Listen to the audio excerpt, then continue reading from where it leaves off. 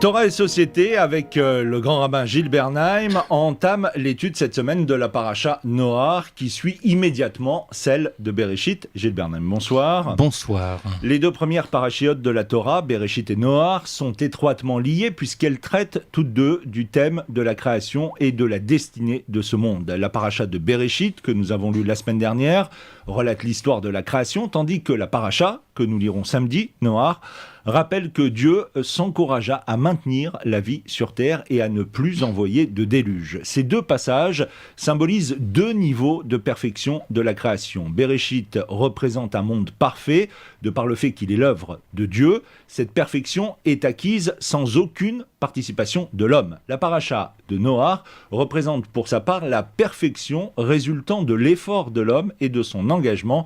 Cette paracha illustre le concept même de Teshuvah. Tout à fait, avec, si vous le permettez, un petit ajout. Entre la création du monde et le principe de la Teshuvah, du repentir, qui est non seulement évoqué, mais qui est relaté jusque dans le détail dans la paracha de Noach, il y a un épisode qui est dans la dernière partie ou dans la deuxième partie de la paracha de Bereshit, qui est celui de Caïn et Abel.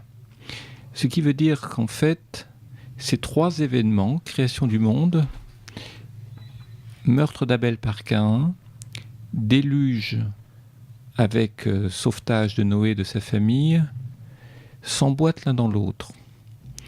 Qu'est-ce que c'est que la création du monde ? C'est quelque chose de parfait, avec une injonction de ne pas manger la connaissance. Qu'est-ce que c'est que le meurtre d'Abel ? C'est le meurtre de celui qui sait, donc la destruction. C'est-à-dire la réduction à rien, c'est-à-dire la mendication, le fait de consommer l'autre, de s'en servir à ses propres fins et de ne pas lui laisser le droit, le désir, la possibilité de se construire en son lieu, en son temps, selon ses dispositions. Ça, c'est pour le faire, comme disent les enfants, la faire court, très court. Et puis le meurtre d'Abel, c'est-à-dire la rencontre de deux frères qui conduit au meurtre, s'achève avec le déluge, comme si le déluge n'était que le prolongement, l'exacerbation à chaque génération d'un mode de vie qui s'appelle le meurtre du frère, le meurtre d'Abel.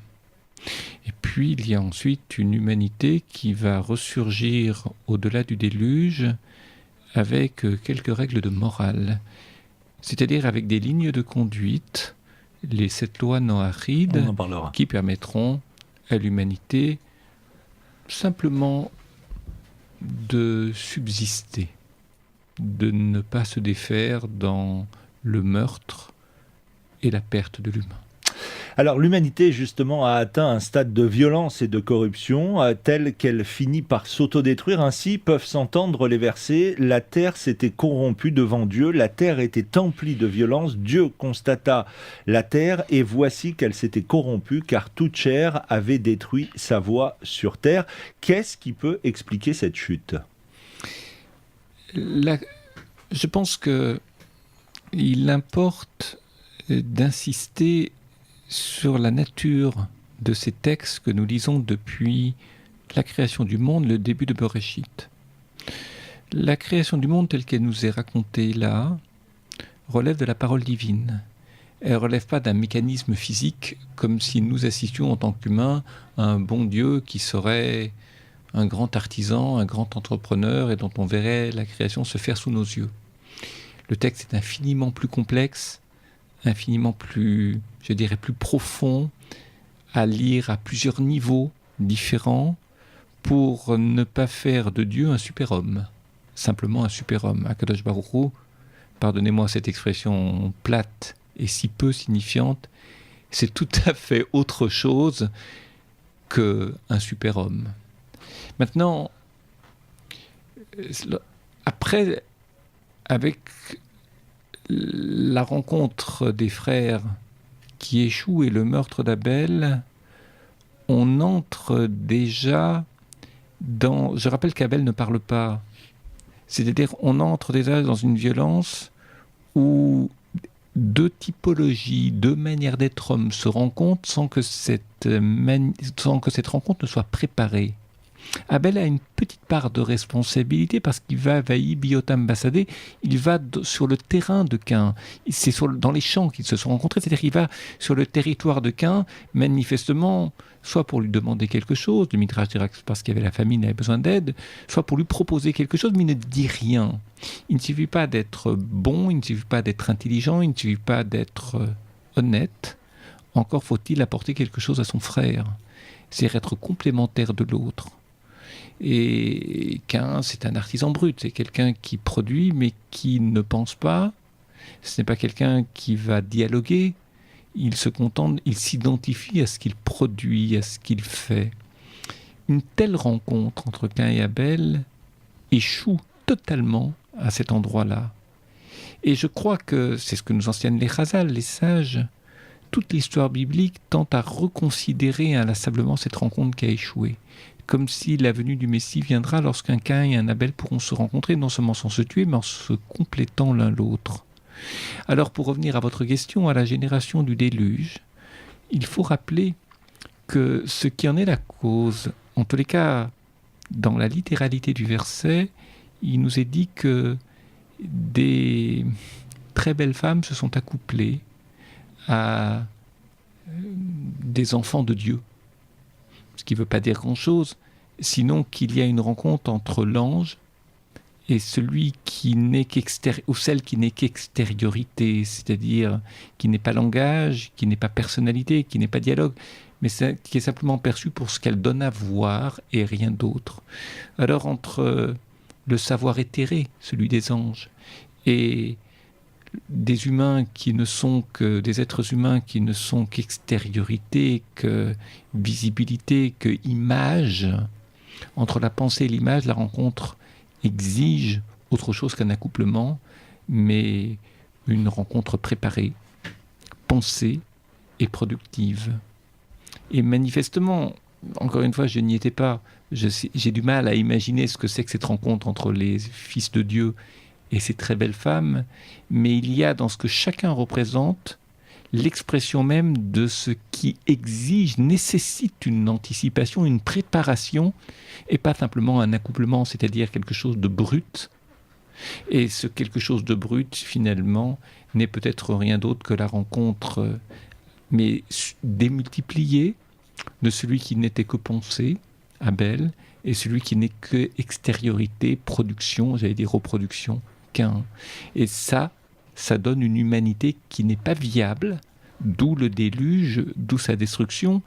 Et ce n'était pas d'ailleurs sans intérêt d'observer, je termine là-dessus, que ce sont les eaux d'en haut et les eaux d'en bas qui se sont rencontrées.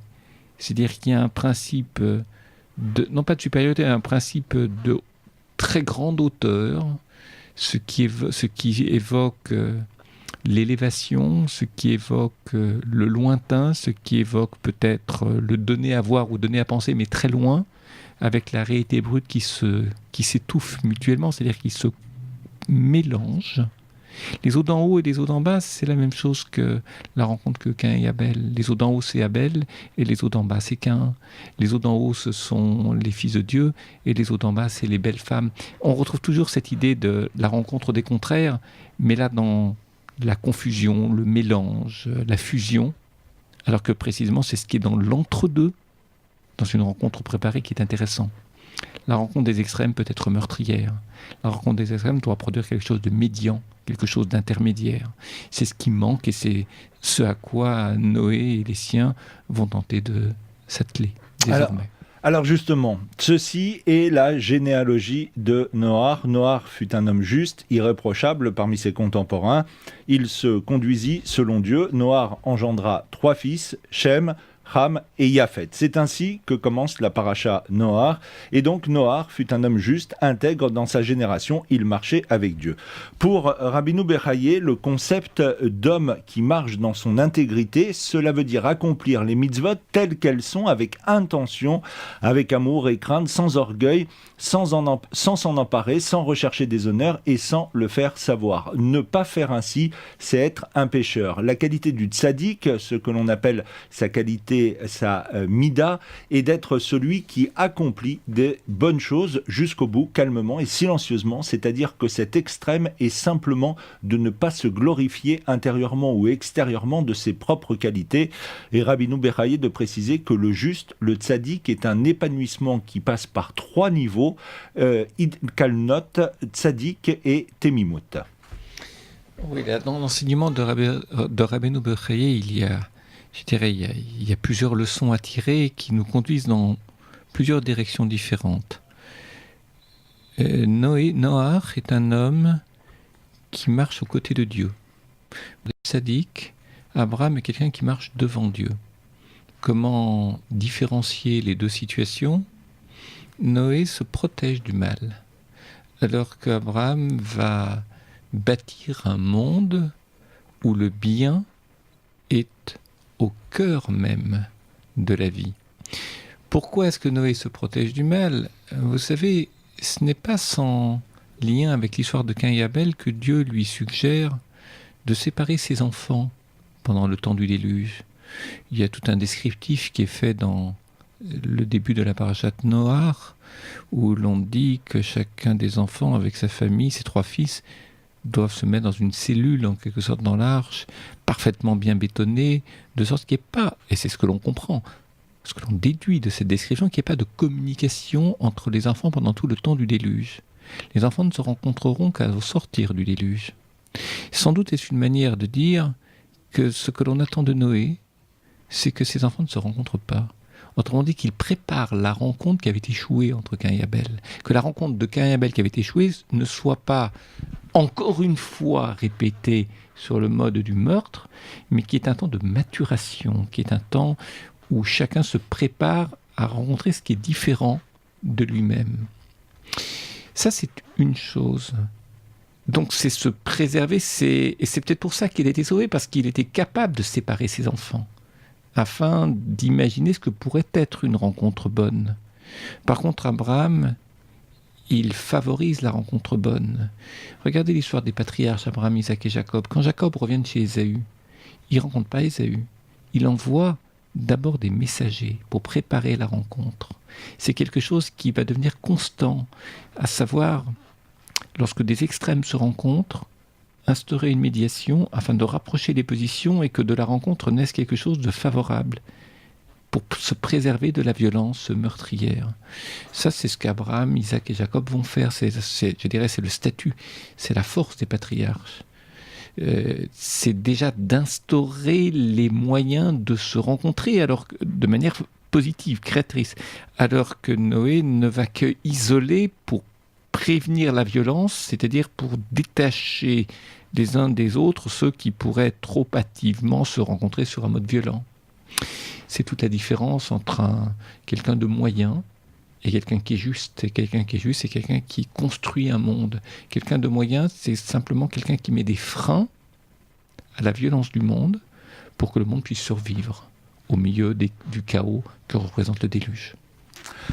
Noach rentra avec ses enfants, sa femme et les femmes de ses enfants dans l'arche à cause des eaux du déluge, nous dit le texte. La partie « à cause des eaux du déluge », ce verset est apparemment inutile. En effet, il aurait suffi de dire que Noach et sa famille rentrèrent dans l'arche, le fait que ce soit à cause des eaux du déluge étant une évidence compte tenu des versets précédents. Cette partie en trop du verset appelle un commentaire que Rachid ne manque pas de faire et qui est le suivant. Même Noach avait une petite émouna, une petite foi, il croyait et ne croyait pas que le déluge s'abattrait. Il ne rentra dans l'arche que quand les eaux l'y forcèrent. En d'autres termes, Rachid dit que malgré la promesse divine du déluge, Noach n'y croyait pas vraiment. C'est seulement lorsque les eaux ne lui laissèrent pas le choix qu'il rentra dans l'arche. Par conséquent, il avait une petite foi. Le problème de cette explication est qu'elle est en contradiction avec le premier verset de cette paracha qui affirme que Noach était injuste. Or, nous savons que le juste vivra par sa foi, comme le dit Rabbi Nachman. Alors, comment dire que Noach avait une petite foi ? Oui, alors il y a deux choses différentes, parce que effectivement, dans le premier verset de la paracha, Noach est présenté comme injuste, mais Bedorotav, par rapport aux gens de sa génération, ou plus exactement, Dorotav, ses générations, c'est-à-dire par rapport aux gens des générations qui avaient vécu jusque-là. C'est la raison pour laquelle je m'étais le terme de tzaddik plutôt du côté d'Abraham que du côté de Noach, ce qui n'était pas un oubli par rapport au premier verset, mais plutôt il y a une justesse dans le comportement de Noé qui ne répète pas l'erreur des générations qui l'ont précédé jusque-là.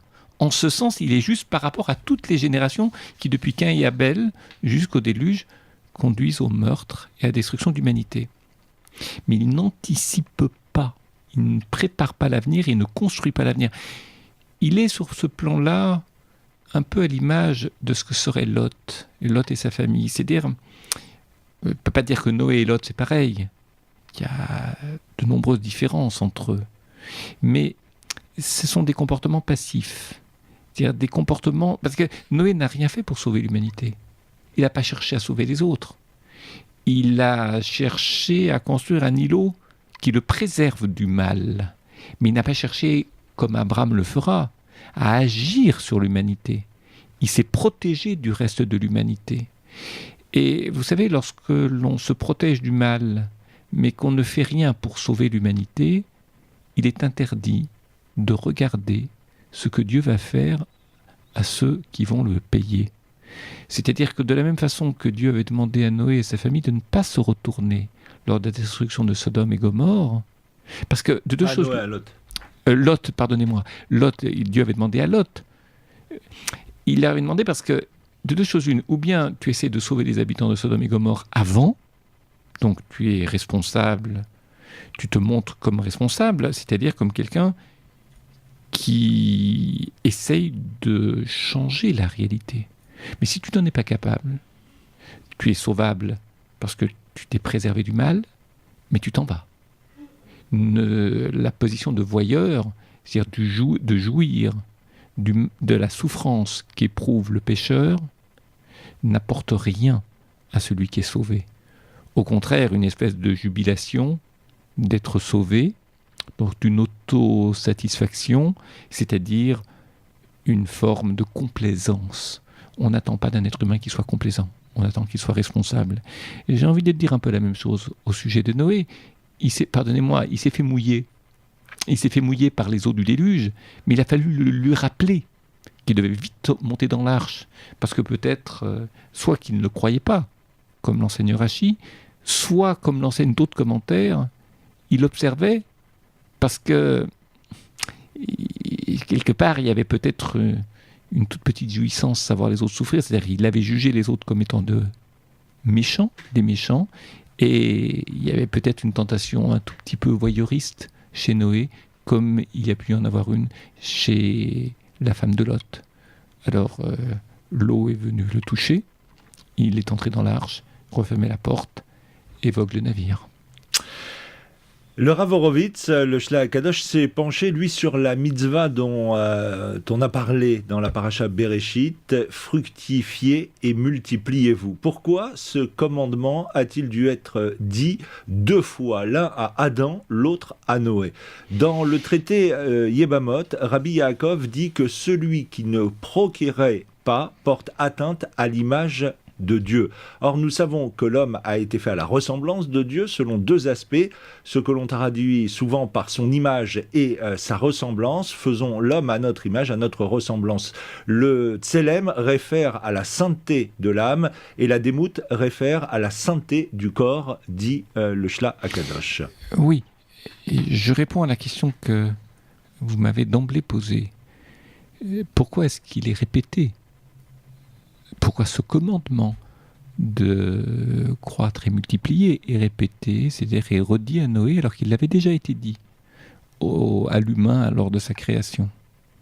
Je pense que la réponse, elle est très simple. Enfin, elle est simple. Elle relève quand même non seulement du bon sens, mais peut-être aussi d'une perception que l'on doit avoir de ce type d'événement que représente le déluge. Parce que quand même, lorsque des gens sortent indemnes du déluge, je peux vous dire qu'ils sont ébranlés. J'ai toujours pensé que Noé avait un comportement qui n'était pas sans évoquer des gens qui reviennent des camps. C'est-à-dire qui ont vu l'humanité se détruire autour d'eux, être détruite autour d'eux. Et qui, lorsqu'ils reviennent de là, sont tentés d'arrêter. Ça me fait penser aux Juifs qui ont désiré un jour mettre fin à leur identité juive et ne plus apparaître comme Juifs. Et il y a quelque chose avec Noé qui, lorsqu'il sort de l'arche, ne trouve rien de mieux à faire que de planter une vigne et de s'enivrer. C'est quand même paradoxal. Il vient d'être sauvé, il se met à dormir. Il s'enivre et il dort. Je crois qu'il y a une fuite hors de la réalité. Parce que la réalité, elle est insupportable. Elle fait très mal. Et de la même façon qu'il y a des gens qui se sont drogués, des gens qui ont changé de nom, qui ont quitté l'identité juive, qui ont abandonné l'identité juive après la Shoah, pour fuir l'histoire de leur peuple, Noé, il a agi un petit peu. C'est-à-dire qu'il a voulu fuir par l'ivresse, s'isoler, se mettre loin de la réalité, parce que la réalité fait trop mal. Lorsqu'on a vu des gens être détruits autour de soi, on fuit, on peut être tenté de fuir, et ce n'est sans doute pas sans raison que Dieu lui a demandé « halte là ». Il n'est pas question de s'arrêter là, parce que si on s'enivre, c'est la fin de tout. Peu importe ce qui s'est passé avec Ram et la nudité du père et cette impression de castration qui ressort du regard que le fils a porté sur le père, mais il n'est pas question d'arrêter l'histoire. Il faut au contraire la dynamiser, transmettre, parler, alors que quelqu'un qui s'enivre et qui dort ne parle plus. Et quand ça va mal, il faut parler, mettre des mots. Comme disent les psys aujourd'hui, il faut verbaliser. C'est ce que Noé est tenté d'arrêter, et la raison pour laquelle Dieu lui dit il faut croître et multiplier, c'est-à-dire qu'il faut donner de la vie à l'histoire, au monde, aux générations. Il faut que ça reparte en avant. C'est très important de le rappeler, sans quoi l'histoire aurait pu s'arrêter après Noé.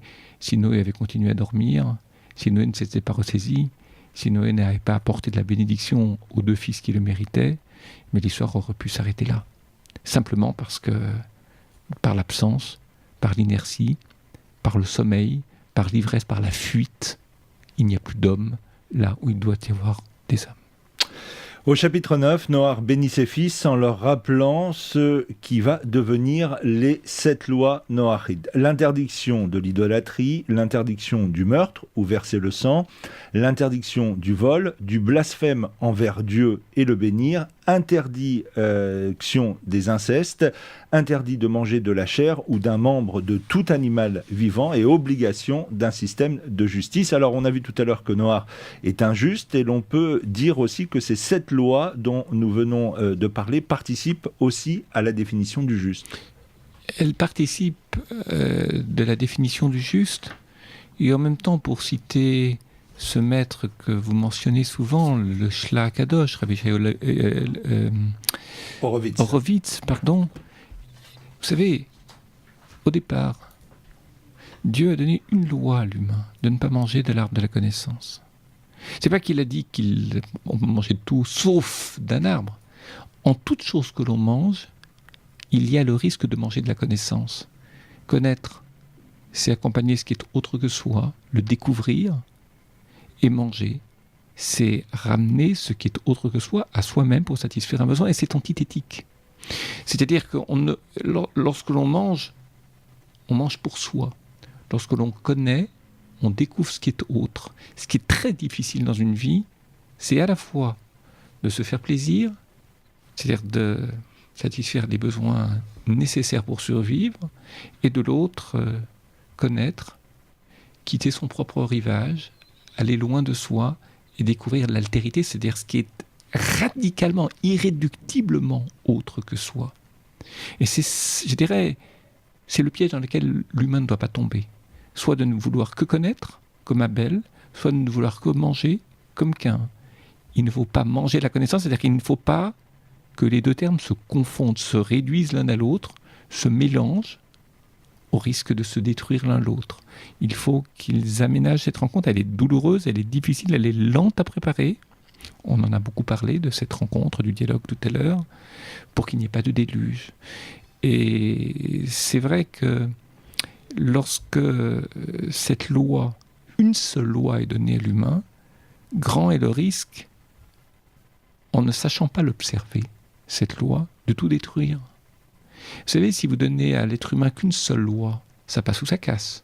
Il la respecte pas. Ça me fait un petit peu penser à une histoire d'examen. Si vous dites vous êtes enseignant, vous dites à vos élèves, vous savez, il n'y aura qu'un seul examen.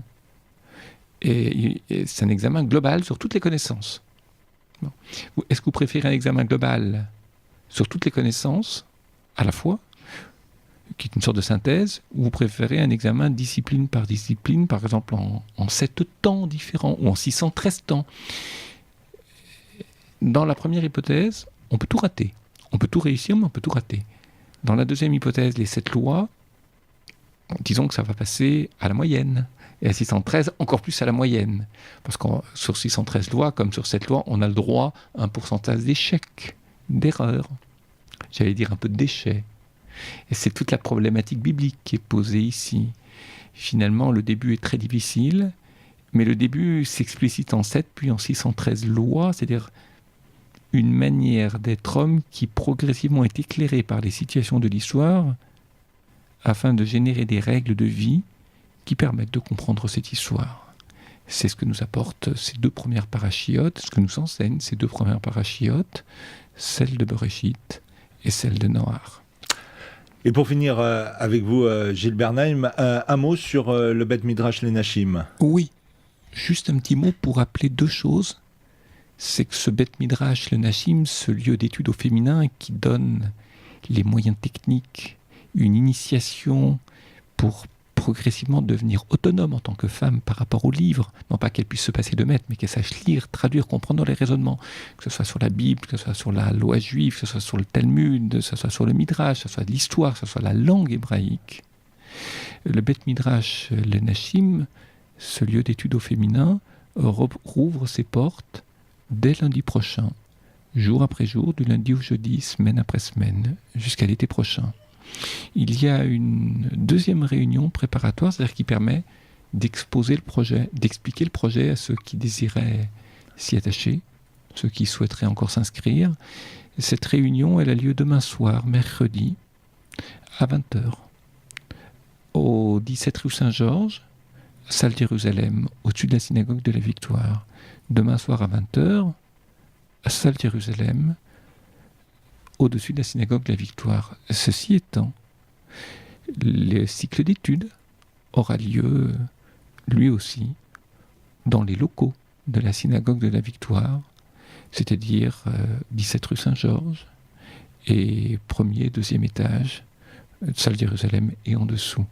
Pour ma part, j'y enseignerai cette année, de manière hebdomadaire, chaque mardi soir à 20h très précise jusqu'à 21h30, à partir donc de mardi prochain, dans une semaine, et j'y enseignerai la halakha, l'initiation à la halakha, de réfléchir sur des problèmes de société, comprendre comment se fixe la loi juive à partir du texte biblique, à partir du Talmud, à partir des commentaires du Talmud, jusqu'aux décisionnaires. Et c'est réservé, comme son nom l'indique, exclusivement à des femmes, non pas parce que nous ne désirons pas que les hommes étudient, mais les hommes ont des lieux d'études, et pour les femmes, il est important qu'il y ait un lieu où ce retard que tant de femmes ont pris par rapport au texte, au travers des générations, que par rapport aux hommes, que ce retard puisse être petit à petit comblé. Et je suis heureux de participer à ce projet. Rendez-vous est donc pris. On se donne rendez-vous, nous, la semaine prochaine pour un nouveau numéro de Torah et Société.